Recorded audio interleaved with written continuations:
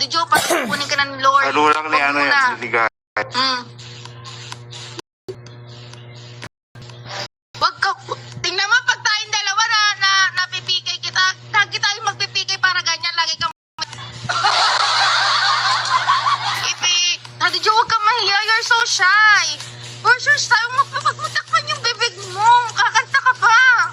Pakita mo kung gaano ka kagaling kumanta. Kantahin mo pa ako?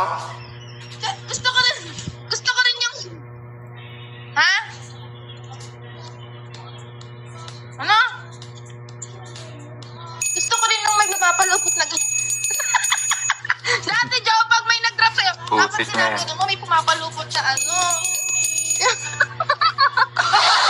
Hindi ko na nga nakikita eh. Sasayaw na ako sa inyo. Okay. Mama,